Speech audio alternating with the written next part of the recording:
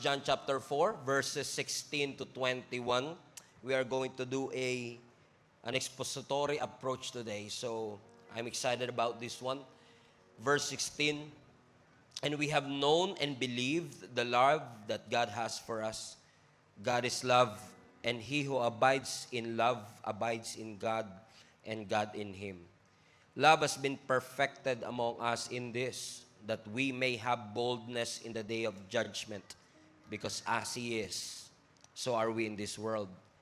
There is no fear in love, but perfect love casts out fear, because fear involves torment. But he who fears has not been made perfect in love. We love him because he first loved us. If someone says, I love God and hates his brother, he's a liar.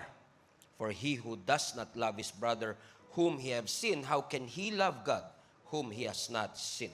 And this commandment we have from him, that he who loves God must love his brothers also. Pinamagatan ko po ang mensaheng itong love moves first. First. Dinudugtungan nyo kagad eh. Love moves first. Ang ganda po ng verse na binasa natin sa 1 John. Actually, kung titignan po ninyo ang context ng 1 John, ang 1 John po was actually written to believers like you and me. Mga taong nananampalataya sa ating Panginoong Yesus. However, specifically sa 1 John chapter 4, ang sinusulatan po ni John dito ay hindi lang basta mga believers, kundi mga believers na confused, mga believers na deceived, mga believers na discouraged.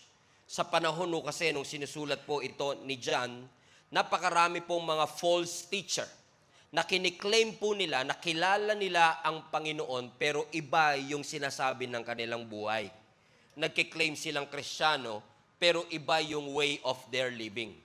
Which reminds us na posible palang may Bible ka sa loob ng bag mo, pero spiritually dry. Pwedeng dumadalo ka sa simbahan, pero hindi ka pa rin transformed. At ina-address po ni John yung mga false teachers na ito na nagke-create ng confusion, deception, and discouragement sa mga naunang mga mananampalataya. Pero para mas maunawaan po natin, kailangan nating unawain yung buong context kung bakit po sinabi ito ni John. Sapagkat napakarami pong verse na binasa natin ang maaring narinig nyo na pamilyar na kayo o malamang nasa rep pa po ninyo. Pero kung titignan nyo at uugatin nyo po, especially yung verses 1 to 15, mas maunawaan natin bakit ho ba binanggit ni John yung verse 16 to 21 regarding the love of God that cast out fear. In fact, kung babalikan po ninyo yung verses 1 hanggang 6, makikita po ninyo na winawarningan po ni John ang simbahan regarding sa false spirit. Ang sinasabi ni John, hindi porket narinig ninyo, tanggap kayo ng tanggap. I-test ninyo yung inyong mga narinig. Sa verse 7 hanggang 15, nireiterate sa atin ni John na yung pag-ibig na nararamdaman ninyo hindi inborn. Ang love hindi human-born. Ang love nag-originate sa Diyos. Na kaya ka nakakapagmahal kasi may Diyos na nagmahal sa iyo. At kung kailangan mo ng pruweba, reference o pattern patungkol sa love na ito, tingin ka lang dun sa cross. Because the cross is a perfect representation of the love of God in each and every one of us. So sa 1 to 6, sinabi ni John doon, itest nyo ang spirit. Doon sa 7 to 15, ang sabi ni John, ang pag-ibig nag-originate sa Panginoon. And doon sa 16 to 21, yung 6 verses na binasa natin, ang sinasabi po ni John, sinamarize niya po lahat ng ito into one. So sabi niya sa verse 16, now that you have to test the spirit and love originates from the Lord, ang sabi niya sa verse 16, and we have known and believe. Highlight that part, known. Ang sabi ng Bible, and we have known. Question, sino po sa inyo nakakaalam na mahal kayo ng Diyos? Do you know that God loves you? Now, iba po yung memorize mong mahal ka ng Diyos. Iba po yung nire-recite mong mahal ka ng Diyos. Iba po yung head knowledge na alam mong mahal ka ng Diyos. Pero iba yung known. Ang tanong ko ulit, alam mo bang mahal ka ng Panginoon? I'm not asking pinag-aralan mo ba kung mahal ka ng Diyos, kundi alam mo ba na mahal ka ng Diyos? Question, sino sa inyo alam nyo na mahal kayo ng Panginoon? Now, para magkasundo tayo, ilabas natin ang Greek word. Ang Greek word ng known is actually ginosko. Everybody say ginosko. Ibig sabihin niyan, yung pinakilig mo, pinasaya mo, tas iniwan mo. Ginosko. Naranasan nyo na yun? Nagos kayo? Nagos ko, aray ko. Okay. Sabi dyan, and we have... okay, and we have known. Ang sabi ng scripture sa Greek, ginosko. Alam niyo ibig sabihin ng ginosko? Ibig sabihin ng ginosko, hindi mo lang basta siya natutunan, kundi na-experience mo.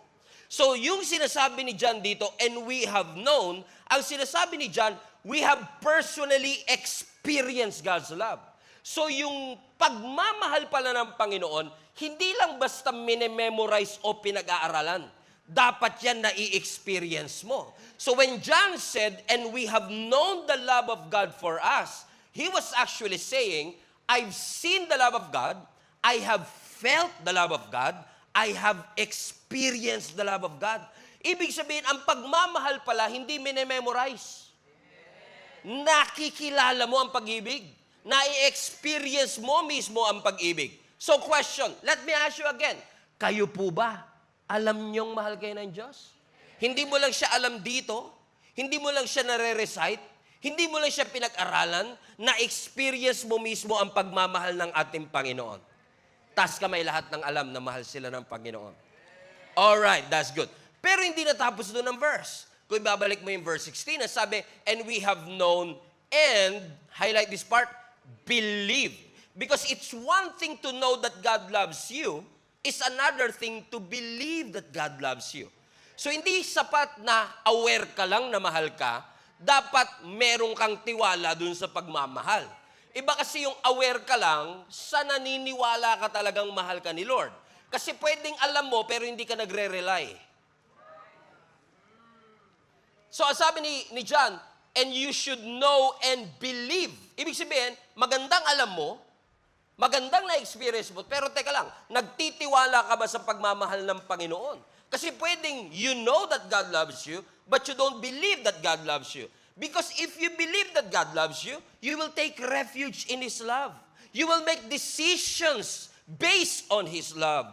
And you will start performing for God's love. Hindi ka na kailangan mag-perform sa pag-ibig kung alam mo at naniniwala kang mahal ng Diyos.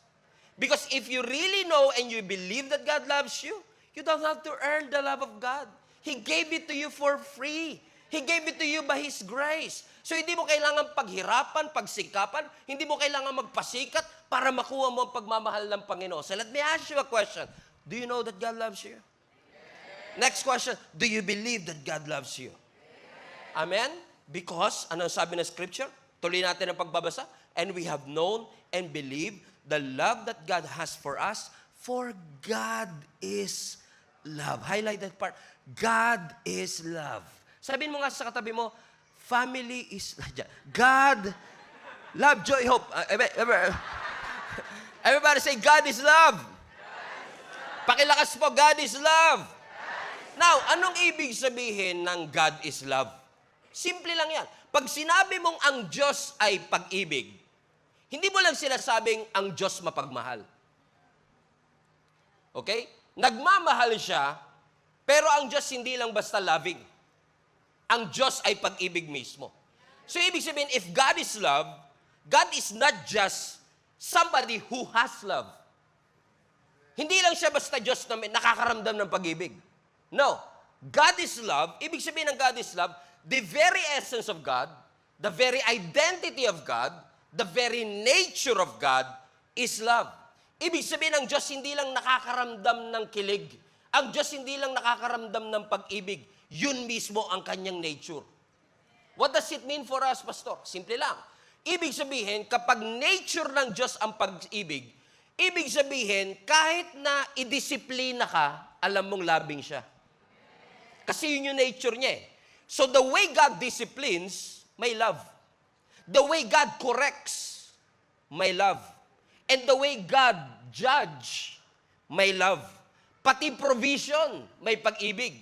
So kung i-allow man ng Lord ang delay, may pag-ibig na involved. Hindi niya dinedelay kasi gusto niya i-power trip tayo. Gusto niya ipakita sa atin na siya ang Diyos at tayo ay tao. No. Kaya niya dinidelay kasi mahal ka ng Diyos so much that He wants you to experience the best version of that blessing that you are looking and asking for. Amen? So do you believe that God is love? Do you believe that He loves you? So sabi ni John dito, so we have known, balik mo yung verse 16, and believe the love that God has for us. Ano sabi niya? God is love. Let's continue the reading. Everybody. And He, highlight this part, who abides in love, abides in God, and God in Him. Ano ibig sabihin nito? Pag sinabi mong abide, ibig sabihin remain. Pag sinabi mong abide, manatili. You stay connected with that love. Why is that important? Because the more you are connected, the more you remain in Him, the more you live in the love of God, the more you reflect the nature of God. So it's clear, God's nature is love.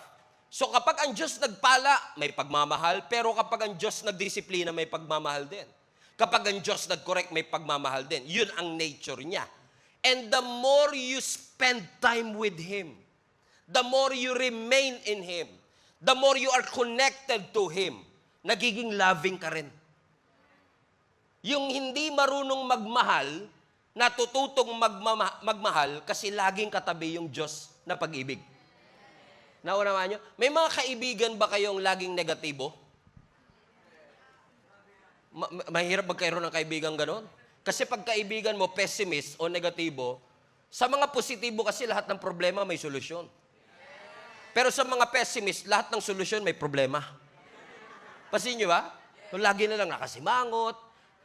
At sabi, grabe naman to kaibigan ko, lagi na lang ganito. Pero the more you spend time with him, magugulat ka, ikaw din nagiging negative ka na. Because nahahawa ka dun sa kanyang behavior, sa kanyang attitude, sa kanyang character. So the more you spend time with that person, the more na nagiging magkamukha kayo. Alam mo, si Jenny nga minsan, di ko alam kung matutuwa ako o hindi. Minsan sabi niya, sabi nila magkamukha na raw tayo. Parang lugi ka ah. O, kasi pagka lagi mo siyang kasama, hindi mo siya literal na nagiging kamukha, pero minsan yung facial expression nagiging pareho, the way you smile, napapansin mo, because you spend time with each other, yung nature, yung character, yung ugali ng isa't isa, namamana natin siya. So ang sinasabi ni John dito, if you will remain in that love, you know it, you believe it, and you know that God is love, that is His very nature, and when you remain in that love, ano ang sabi ng scripture? The more you will reflect His nature. That is the right theology. Alam nyo, kapag mali ang theology ng isang Christian, kapag mali ang paniniwala natin, mali rin yung magiging takbo ng buhay natin. Kapag lagi mo iniisip, galit ang Diyos sa'yo, malungkot ang Panginoon sa lagi mo ginagawa. And if you have the wrong theology, it will result to a wrong living. But when you have the right theology of who God is, it will lead you to a restful, peaceful life. Amen? Kaya pansinin nyo, yung mga tao na laging iniisip galit ang Diyos sa kanila, hindi payapa. Hindi panatag. Kasi parang pakiramdam mo, lagi ka hinahunting ng Panginoon. You are not confident about His love. That His love for you is not based on what you've done, but based on what Jesus has done for you and for me. So, ang sinasabi ni John dito, ang Diyos pag-ibig, nature niya ang pag-ibig, so mag-remain ka sa Kanya. At siya'y magre-remain sa iyo. And what will happen if we remain in Him? Let's continue reading. Verse 17. So as we live in God, kapag namuhay ka, dito sa Diyos na ito na pag-ibig, highlight this part, our love grows more perfect. So kapag nag-i-stay ka, lagi mo kasama ang Diyos na pag-ibig, yung love na yan, dahil katabi mo siya lagi, nahahawaan ka ng nature ng love, lumalago ngayon yun. And as you grow in that love, watch this, you will become more like Jesus. Mas nagiging kamukha mo ang Panginoon. Bakit? Nagmamature. Everybody say grow. So yung pag-ibig, hindi lang basta salvation na love, nararamdaman mo ang Lord, ibang magmahal. That even in the pain, He's there. Even in your challenges, He's there. In the storms of your life, He's there. Nag-grow yung pag-ibig mo, yung perception mo about God's love, nag-i-improve. So, ang sinasabi ng Scripture, kapag nag-grow ka doon sa pag-ibig na yon, mas lalo mo nagiging kamukha ang Panginoon. Katunayan lamang, mga kapatid, na ang tunay na maturity ay hindi natin masusukat sa lakas ng prayer. Hindi porket malakas manalangin, mature. Hindi porket mataas ang kamay kapag praise and worship, mature na kagad yan. Hindi porket nag-i-speaking in tongues, mature. Hindi porket may giftings, may wisdom, may knowledge, hindi yun ang sukatan ng maturity. Ano daw po ang sukatan ng maturity? Love. Yung mga taong marunong magmahal. Kasi kahit gano'n kataas ang kamay mo during worship, kung hindi mo kayang mahalin ang mga tao sa paligid mo, how can I be sure that God's love is really in you? Amen? So, paano yun mangyayari? Nung una, ikaw lang nakakatanggap, pero nung lagi mo siyang nararanasan, nag-grow yung pag-ibig na yon, lumalabas yung pag-ibig na yon. May epekto yung pag-ibig pag naranasan. May epekto yung pag-ibig, hindi lang pag-tsuri, kundi experiential. Naranasan mo mismong mahal ka ng Diyos. And what will happen? When that love grows, let's continue reading, verse 17. As we live in God, our love grows more perfect. Everybody read. So, ano ibig sabihin ng so? Kaya nga, so we will not be afraid on the day of the judgment. My goodness. Now, especially here, mababasa natin sa mga next verses na perfect love cast out fear. And usually, ang part na yan ng scripture, lagi yan nilalagay sa jeep, o kaya sa ref, o kaya sa wall. Kaya pag natatakot ka, it's the love that casts out fear. But what kind of fear? Fear of snakes? Fear of heights? Fear sa katabi ko? Fear of losing? Fear of the future? Fear of death? What fear? Based on the context, it's not even the fear of heights or anything that we are afraid of. The context is so simple. Ang sinasabi ng Scripture, ganito. You should know the love of God. You should believe in the love of God because God is love. That is His nature. And when you realize His nature, you will grow into maturity with that love. At pag nag-grow at nag-mature yung pag-ibig mo na naranasan mo sa Diyos, nawawala yung takot mo sa judgment. So if you fear judgment, if you fear the second coming of Jesus Christ, do you remember our topic last Sunday? About the second coming, the King is coming. What are the three things that we should look for? Look what? Look back. What else? Look around. Number 3, look ahead. Why? Because as a Christian, we should be excited sa muling pagbabalik. So kapag hindi ka na-excite sa pagbabalik ni Lord, ibig sabihin may fear. So when there's fear, ibig sabihin you don't really realize the love of God in your life. Because apparently, sinasabi ni John, the more you grow in that love, nawawala unti-unti yung fear mo sa judgment. Ibig sabihin, when the love of God grows in your life, it makes you confident, not because of your own strength. It makes you confident because you start to trust God na hindi ako perfect, hindi ako mahusay, pero minahal ako ng Panginoon. So I have confidence in that love, and when I have confidence in that love, yung hawak ng fear, unti-unting lumuluwag. Fear loses its grip. Bakit? In-address yung tunay na issue. Takot sa judgment. Kasi ang takot, everybody say fear. Okay? Yung fear is all about control. Pero ang love is all about freedom. So as a Christian who believe in Jesus Christ and who believe that God loves us, we are not terrified at Him. Kapag yung tatay mo, OFW for 2 years, sabi niya, babalik na ako bukas, hindi ka matatakot. You'll be excited. And when we know that this Jesus who promised us that He will return again, sabi niya, babalik ako for judgment. You will not afraid of that judgment because you know, hindi ka kasama doon. You're not afraid. You're confident because your love grows. Hindi yung every Sunday na lang iniisip mo, paano kung galit si Lord? Paano kung galit siya sa akin? Paano kung tupukin niya tayo? Magpalindol na naman siya. Kasi nilalagay natin sa mga insurance natin, acts of God. So tingin natin, si Lord lahat may pakanahan yan. Tama? Kaya mga tao, takot. Ayun na yung big one, yung big one. Nakalimutan yung the one, si Lord. Corny naman. Pinalakpakan pa rin. Paano kung hindi ako enough? Paano kung i-reject nila ako? Hindi ka pwede maging intimate sa Diyos na kinakatakutan mo. How can you be intimate with God if you're afraid and terrified of Him? Amen? So ano sinasabi ng Scripture sa atin? You should not be afraid. But we could, balik mo yung verse 17, so that we can face Him with confidence. Why? Because we live like Jesus here in this world. Verse 18, so there is no fear in love. There is no fear in love. There is no fear in love. Walang takot sa pag-ibig. Bakit daw? Because, highlight this part, because perfect love casts out fear. Why is that? Because habang lumalago ang pag-ibig, dapat yung takot unti-unting nade-dissolve. Pero pansinin nyo, what cast out fear? Read the verse again. Ano nagpapatanggal sa fear? Highlight. Yung naka-highlight. Love? Perfect love. Hindi sinabing perfect knowledge. Hindi sinabing perfect theology, cast out fear. Ha?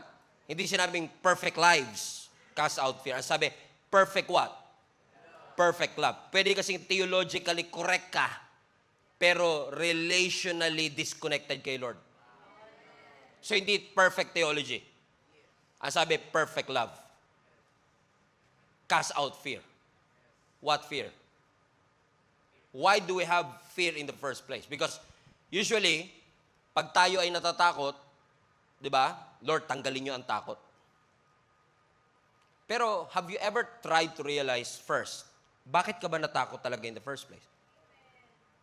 Kasi baka mamaya, ina-address natin yung effect, hindi yung root. I'm afraid, Lord, tanggalin niyo po yung takot. Ba't ka takot? Where is that fear coming from? And I submit to you, I guess, God made me realize the real root of that fear. And I believe na yung fear sa ating buhay is not a disease. Fear is a symptom. Right? Anong difference ng disease tsaka symptom? Like, may lagnat ka. May lagnat ako, kailangan pababain yung lagnat. Pero, hindi ako nurse, ma'am, sir, pero ang alam ko, yung lagnat, in most cases, ay indikasyon na may mali sa katawan mo. Kaya ka nilalagnat, lumalaban ang iyong immune system.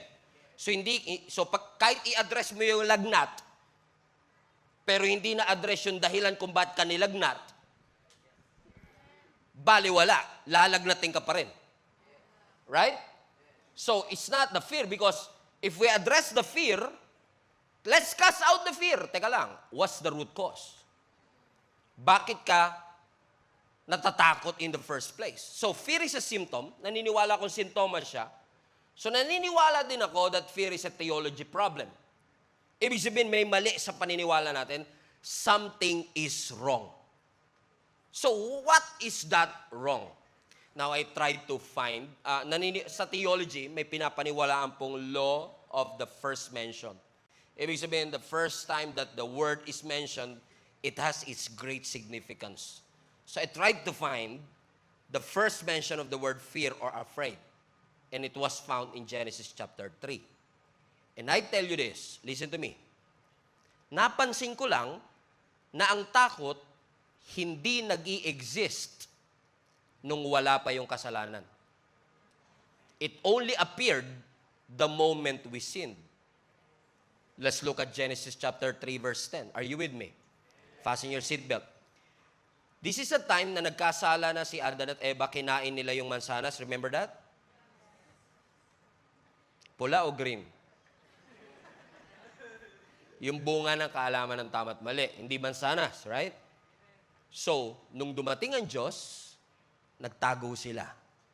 Ano sabi ng Bible? I heard you in the garden, and for the first time, highlight this part, and I was afraid. because I was naked, so I hid. So notice, especially sa mga Bible readers, bago ang Genesis 3, walang kasalanan. Bago ang Genesis 3, walang shame. Bago ang Genesis 3, walang guilt. Bago ang Genesis 3, walang brokenness. And definitely, bago ang Genesis 3, walang pagtatago. Nagsimula yung pagtatago nung nagkasala. Alright? So, nung nagkasala, lumabas yung fear, nagtago. So, hindi mo ina-address yung pagtatago. Ang tunay na ugat, natakot siya. Ba't siya natakot? Yun. Nagkasala. So, papansin ninyo, the moment that we were disconnected to His presence, fear comes. Dumating yung takot nung na-disconnect tayo sa Diyos. Dumating yung takot nung tayo ay nagkamali at nagkasala sa ating Panginoon.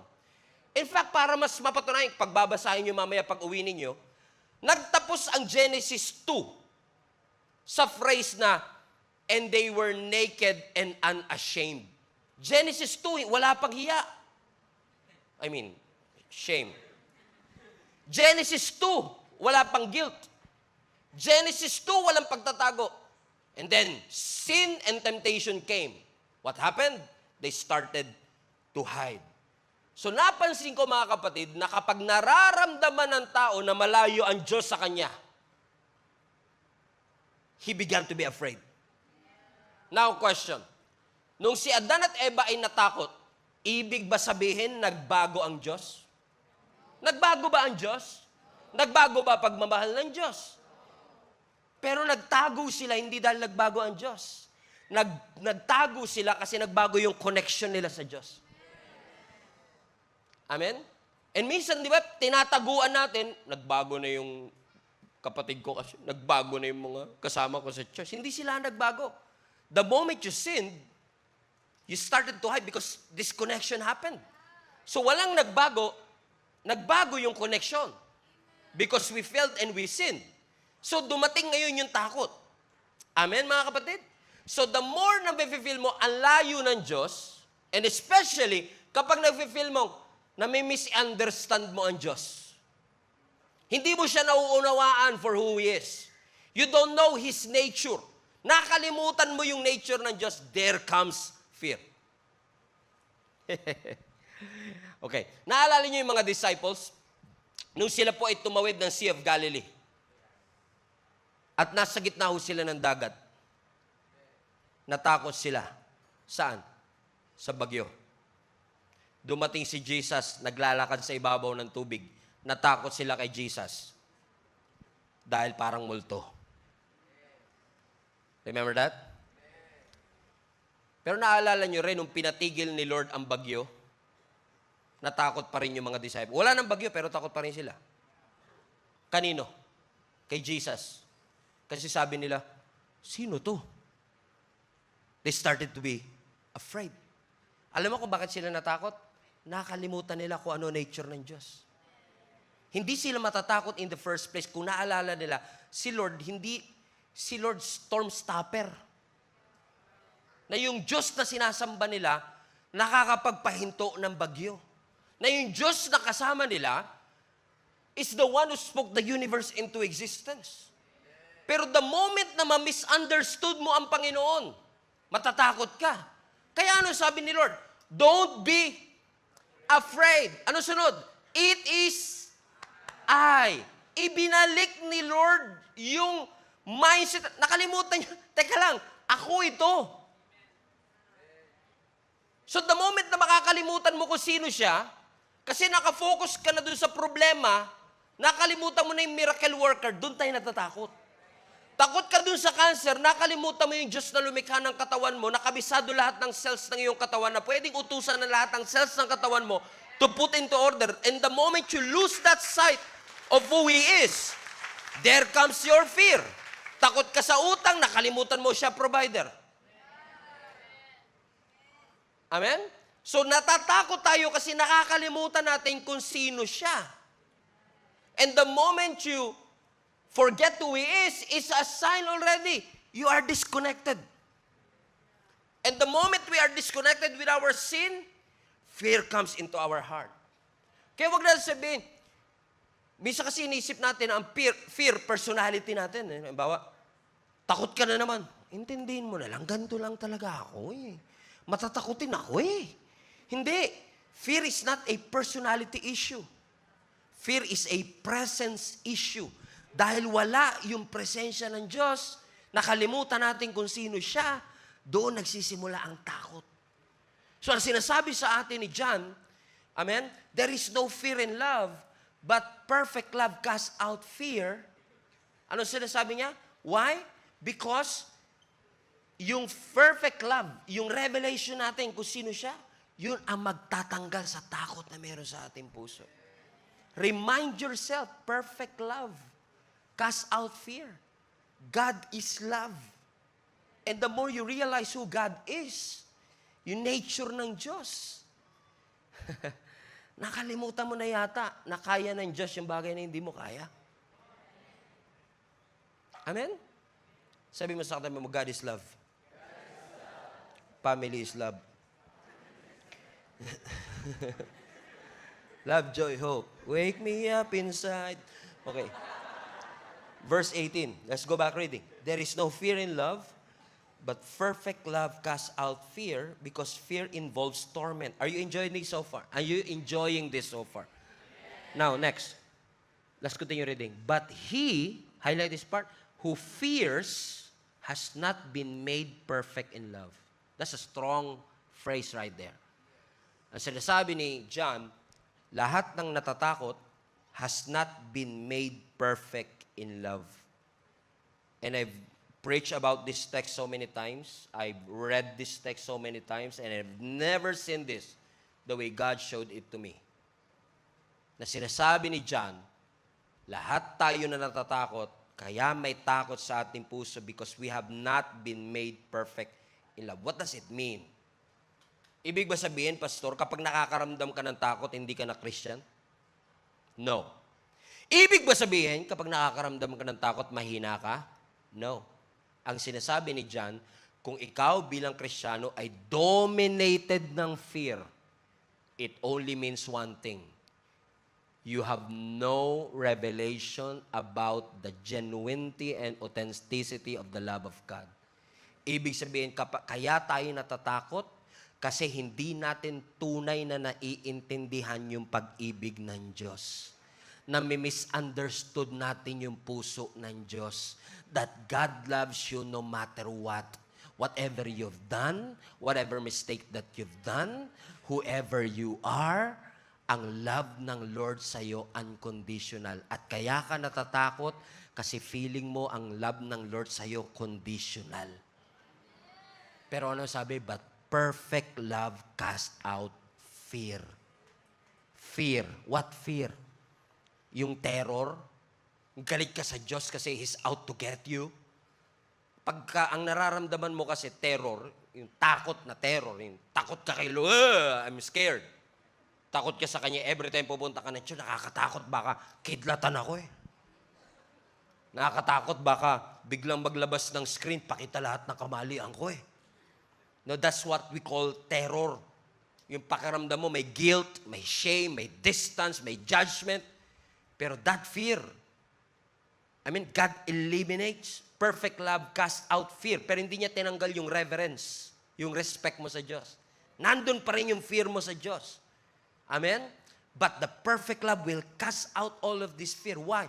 Because you know the love of God for you is unconditional. Amen? And I'm passionate about preaching about the unconditional love of God because I myself have been transformed with that one simple phrase. God's love is unconditional.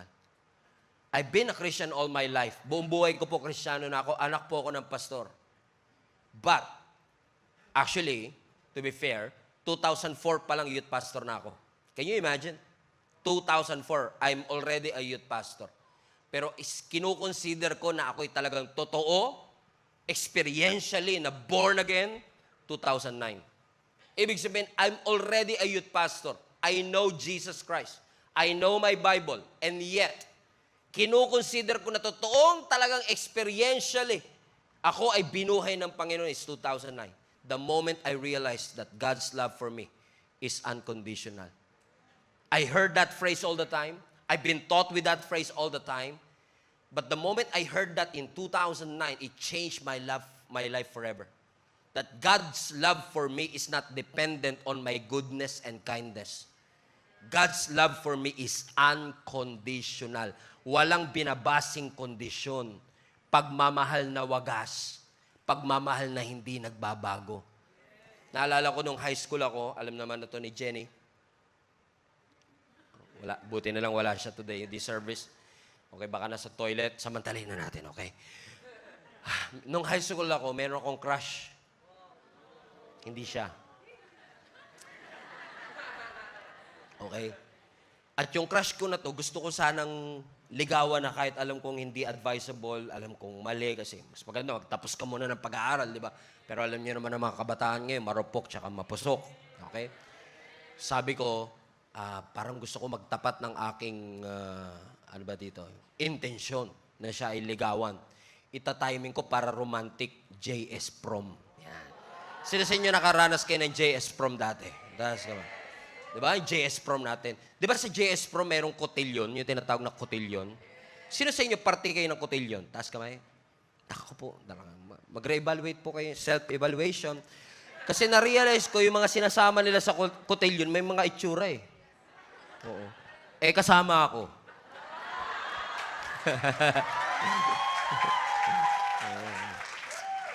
Pagbigyan nyo na lang. Minsan lang naman. Eto na, di ba? Cotillion, sabi ko pagdating ng actual JS pa, magtatapat ako sa kanya. Eto na. Pag cotillion kasi yan, yung bago yung cotillion, may pasa-pasa kayo dyan eh. Para pasa-pasa, sayaw-sayaw kayong konti, dahil next partner, sayaw-sayaw po. Next part, inaantay ko, matapat siya sa akin. Eto na, di tumapat. Eto na pagkakataon ko. Aaminin ko na siya, intensyon ko, gusto ko maliligaw sa kanya, di sayo ka. Di ba yung instruction sa amin nun bilang cotillion, kasi nga may pleasing personality, no?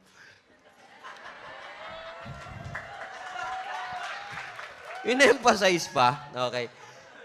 Yung lalaki hahawak sa bewang, tapos yung babae hahawak sa shoulder. Sayaw-sayaw kayo. Tapos talagang parang alam mo yung pakiramdam mo, you and me against the world. Yung spotlight, sayaw kayo. Wala ka talaga, walang malapit sa amin. Maya habang sumasayaw ako, may naamoy akong kakaiba. Parang ang talas, ang bangis, ang baho. Siyempre, hindi ka naman pwede mangusga agad. Alam ka naman magturo ka kagad, di ba? Umutot ka ba? Hindi ganun eh, di ba? So, nag-double check, self-evaluation muna. Diba? Nakaganon ako, chinek ko, dinadaan-daan ko lang. Clear. You're right, clear. Kaliwa, clear. Tingin ako sa likod ko ngayon, may tao ba? Wala. Tingin ako sa kaliwa, wala. Kanan, wala. Likod, wala. Wala sila lahat, hindi rin ako.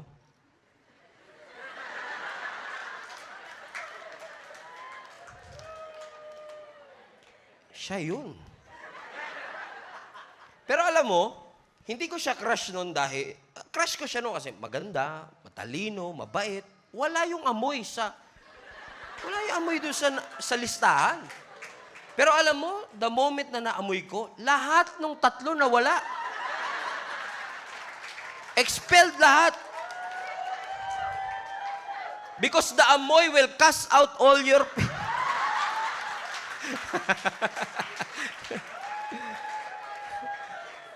Ano ibig ko sabihin? Kasi yung pag-ibig na conditional sa amoy, makakalimutan mo lahat. Pag sinabi mong unconditional, hindi siya nakabase ano amoy niya. Amen? Hindi nakabase kung ano amoy ng paa niya. Wala kang pakialam sa amoy. Kasi tunay siyang pag-ibig. Kasi ang pag-ibig unconditional. Naunawaan niyo yung sinasabi ko, mga kapatid? Amen? So gusto ko lang kayong i-remind na kung yung pag-ibig nyo nga sa asawa nyo, ganun din eh. Unconditional. All the more yung Diyos. Amen? Ang pag-ibig ng Diyos sa atin ay hindi nakabase kung nagsimba ka last Sunday o hindi. Ang pag-ibig ng Lord sa iyo ay unconditional. Palapakan natin ang ating Panginoon. So pansinin po ninyo mga kapatid, nung dumating yung kasalanan, nagkaroon ng takot. Pero nung dumating yung pag-ibig, nagkaroon tayong lahat ng confidence na humarap sa ating Panginoon. Ang sabi ng takot sa iyo, rejected ka ng Diyos, condemned ka ng Panginoon, hindi ka mahal ng Diyos, galit sa iyo ang Panginoon. Ang sabi ng pag-ibig, you are accepted, you are fully forgiven, you are redeemed, you are restored by the grace of God. So, when we realize, Jesus is coming back again, hindi ako takot. I'm excited for the greatest homecoming yet, that Jesus will be with me. Amen. And Jesus, susunduin tayo lahat ng ating Panginoon at isasama niya tayo sa kalangitan. I'm not afraid. Kaya sabi, perfect love casts out evil so that you will not be afraid of the judgment anymore. Do you feel the love of God? Yes. So let's go to verse 19. And then verse 19 says, that's why we love because He first loved us. So, pansinin niyo yung verse. Huwag mo na tanggalin na ka. Give me a few seconds. Sabi, we love present tense. So, nakakapagmahal ka ngayon kasi may unang nagmahal sa iyo. Loved, past tense. Ano na una? Pagmamahal mo o pagmamahal muna ng Diyos? So, love moves first. So, ang first move ng pag-ibig, hindi ikaw yung, Lord, I love you. Sabi ni Lord, okay, I love you back. Hindi ganun. Sabi ng Biblia, ang unang dumamove, si Lord. Ang unang nag-express ng pagmamahal, si Lord. So, ibig sabihin, bago ka pang matutong mag-pray, mahal ka na ng Diyos. Bago ka pa matutong mag-worship, minahal ka na ng Diyos.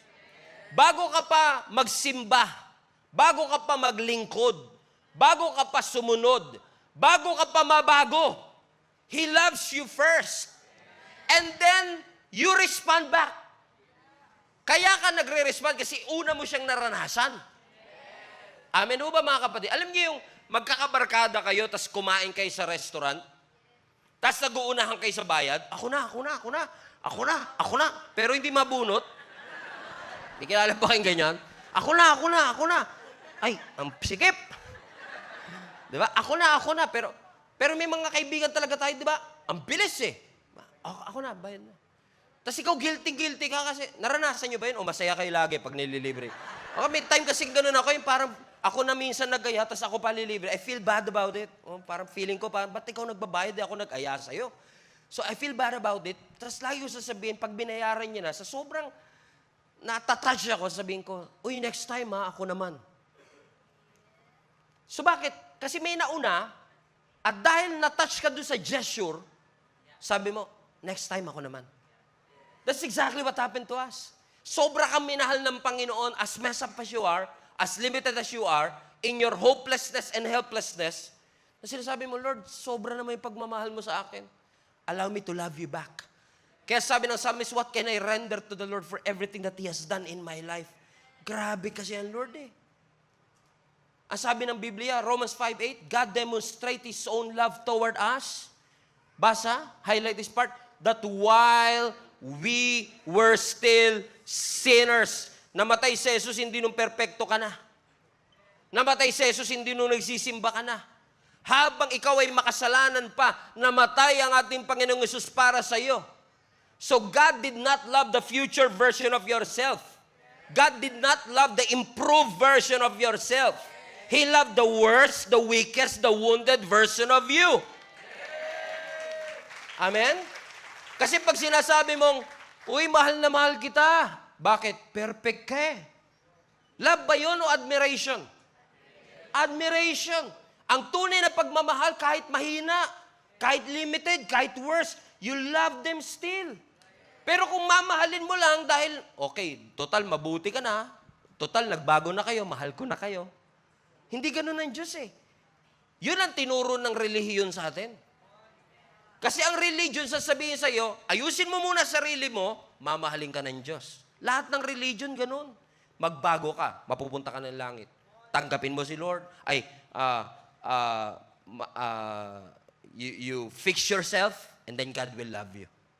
Pero hindi ganun eh. Ano ang sabi ng Panginoon sa atin? As messed up as you are, I will meet you right where you are.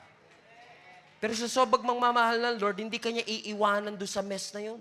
Dadaling kanya sa bagong buhay.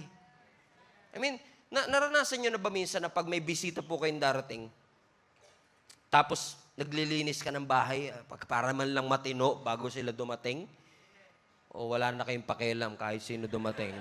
Bala, datnan mo ko, mahalin mo ko just as I am, di ba? Di ba? May mga ganun tayong bisita, no? Precious sa atin, naglilinis ka kahit konti. Tapos nahihiya ka, pag naglilinis ka pa lang, dumating na yung bisita. Di kasi parang, sorry, nakakaya, ang kalat-kalat ng bahay ko. Na feeling natin ganun si Lord. Na bago dumating si Lord sa buhay natin, tinatry nating malinis.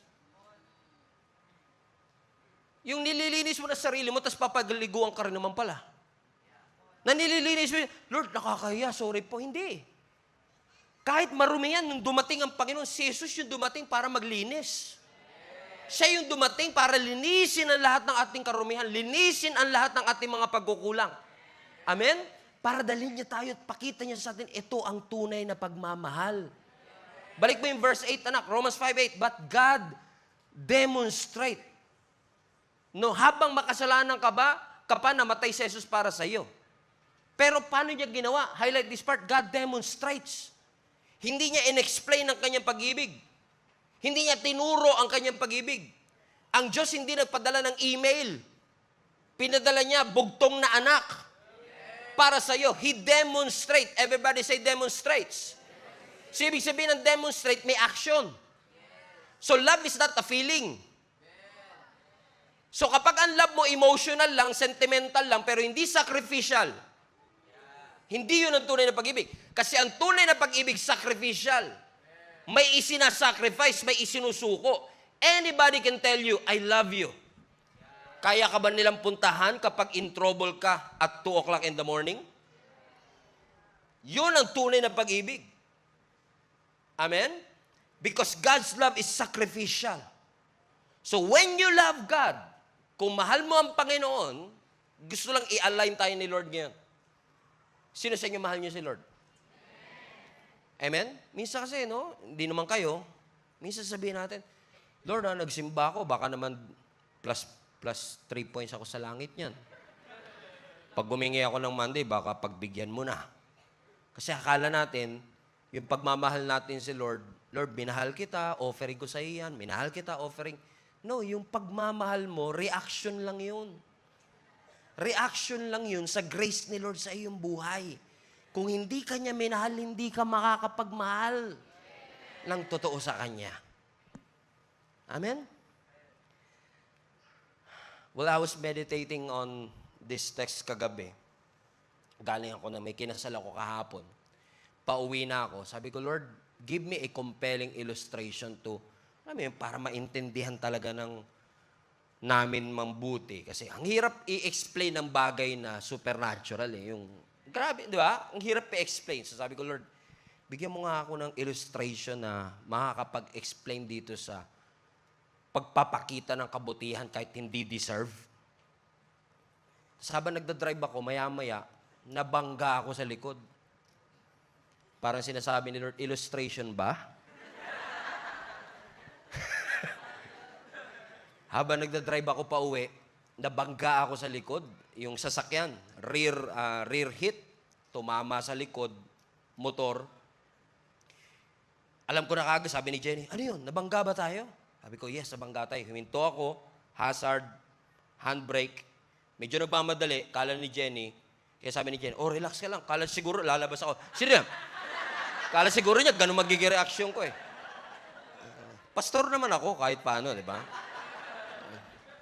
Paglabas ko, I already conditioned myself to be calm, but how can you be calm? Kapag alam mo na hindi naman yung property lang kasi yung sakyan na papay, pero yung life mo is at risk, di ba? Na na grateful ka na hindi ka nasaktan. Pagbaba ko kagad, alam mo, sumalubong sa akin, bata, nagdadrive ng motor, minor de edad. Imposible ka magkaroon ng lisensya pag minor de edad ka. So imagine niyo to, walang lisensya, walang rehistro, even worse, walang pera. Bilang naaberya, naatraso, ang tendency mo maningil. Because may kasalanan, justice. So, I tried to negotiate as calm as I am. Gusto ko siyang takutin sana. Total, mas bata siya sa akin. Gusto ko siyang takutin para matuto. Pero I don't know why. For some reason, nakalimutan ko naman na hinihingi ko illustration kay Lord. Kaya mahirap din nagpe-pray ka na mga ganun.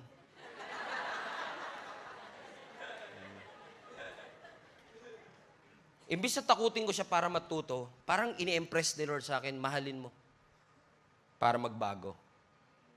Lord, deserve niya yung galit. Lalo ako, hindi ako naturally patient. Kinakalculate ko pa lang yung inconvenience that it would cost me. Kahit pa sabihin mo may insurance, di ba? Inconvenience pa rin siya sa'yo. Pero nung tinanong ko siya, bakit ka ba nagmamadali? Kasi po, yung kapatid ko po dinala sa ospital. Syempre, natural thinking ko, nag-iimbento siguro to para makalusot. Ako naman na skeptical, sige, bilisan natin. Susundan kita. Sinundan ko. Totoo nga. Na ospital. Kaya pala madaling-madali. Kasi na ospital yung kanyang kapatid. Mas lalo ko na compel at that time to, hindi ako laging ganito, but is it as if God wants to remind me that is who I am before Him? Walang lisensya, walang rehistro, walang-wala. Helpless, hopeless, and yet God demonstrates His love.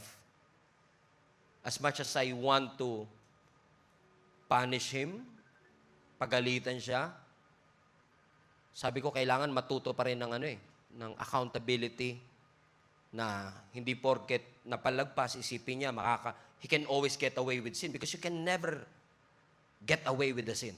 Never. Lahat ng kasalanan, lahat ng decision may consequence. Right? So I want to teach him that lesson that you can never get away from that sin. You know what happened?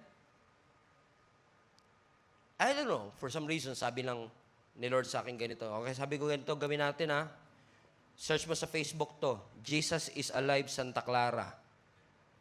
Yung kasi malapit na church na outreach natin sa lugar na pinangyarihan ng krimen. Search mo to, Jesus Alive Santa Clara.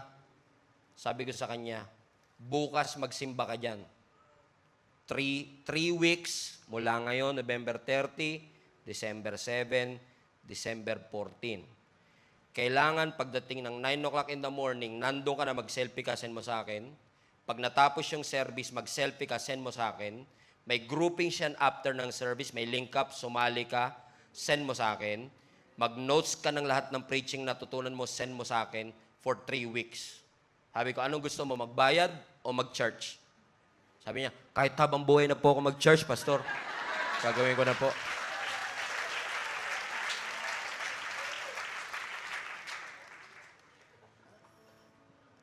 Sabi ko nga kay Lord, totoo nga naman, how can I preach God's love if I'm not able to show it to other people? After all, verse 20 says to us, let's put up verse 20. If someone says, kung sinasabi mo mahal mo ang Diyos, pero hindi mo kayang mahalin ang iyong kapwa, you're a liar.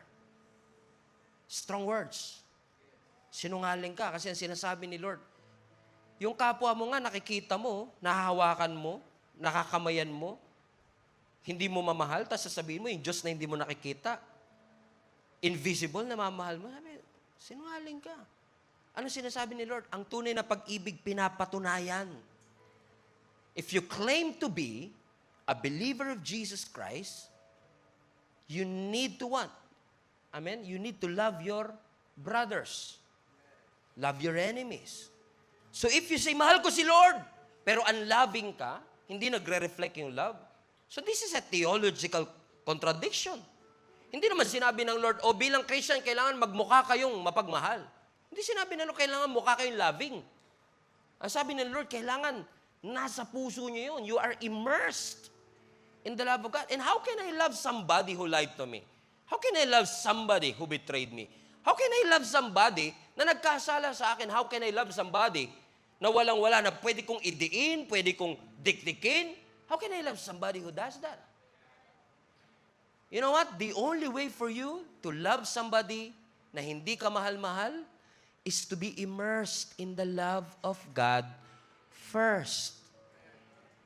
Ang isda, kapag nasa tubig, masaya. Pero kapag yung isda, tinanggal mo sa tubig, naghihingalo. Pero yung isda, hindi porket may katabi siyang swimming pool, mabubuhay ba ang isda pag katabi niya yung swimming pool? Hindi siya mabubuhay kahit katabi niya ang swimming pool. Ang isda ba, pag bumibisi-bisita sa dagat, mabubuhay? Pabisi-bisita lang. Once a year. O Christmas, homecoming. Noche Buena na po tayo. May 500 ka dyan. Kasya na yan.